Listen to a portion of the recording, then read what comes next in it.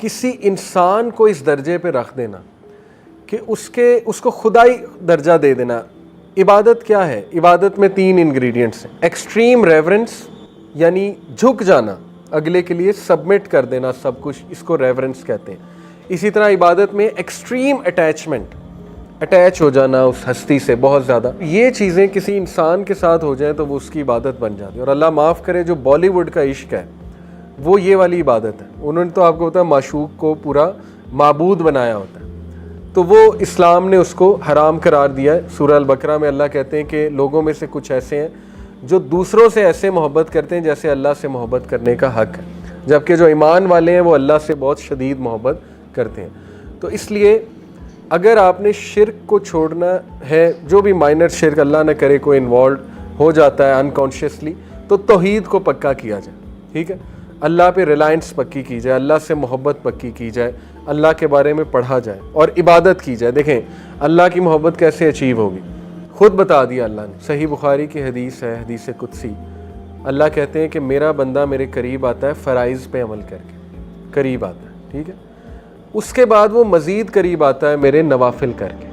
کیونکہ فرائض تو چلو بندہ کہہ سکتا ہے کہ یار یہ تو میں نے بس مجبوراً پڑھ لیے کہ مجھے پنشمنٹ نہ ملے.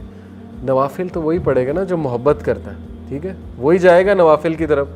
تو جو نوافل پڑھتا ہے اللہ کہتے ہیں کہ میرے اور قریب آتا ہے اور میں اس سے محبت کرنے لگتا ہوں، یہاں تک کہ میں اس کا بازو، اس کے کان، اس کی آنکھیں اور اس کی ٹانگیں بن جاتا ہوں. اب اس سے مراد نہیں نعوذ باللہ کہ اللہ اس انسان میں آ جاتا ہے. اس سے مراد یہ ہے کہ پھر جو اللہ چاہتا ہے وہ اس سے کرواتا ہے.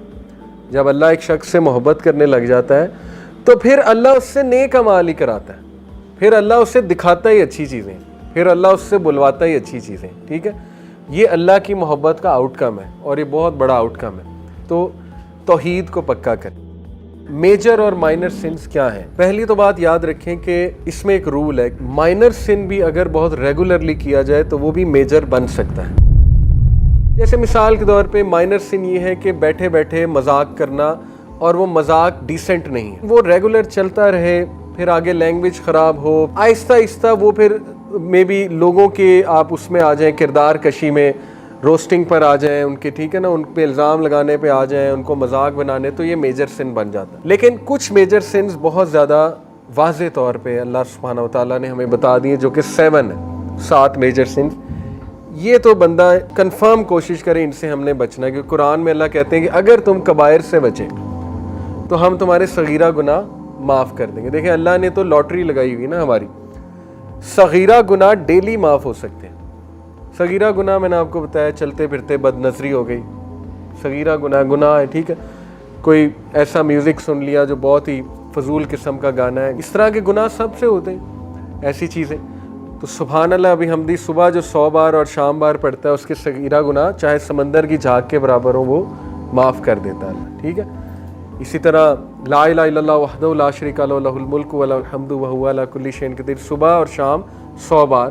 مغرب سے پہلے، شام کا مطلب ہے مغرب سے پہلے، صبح کا مطلب ہے فجر کے بعد، اس کے صغیرہ گناہ معاف ہو جاتے ہیں. تو صغیرہ گناہ کی تو اللہ نے لاٹری لگائی ہوئی. اللہ کے نبی صلی اللہ علیہ وسلم نے فرمایا جب انسان نماز کے لیے کھڑا ہوتا ہے اس کے گناہ، صغیرہ گناہ یہاں آ جاتے ہیں، جب وہ رکوع میں جاتا ہے سارے نیچے گر جاتے ہیں. ٹھیک ہے، جھڑ جاتے ہیں. تو نماز گناہوں کو معاف کرنے والی جو ہے وہ ایک ایکٹیویٹی ہے.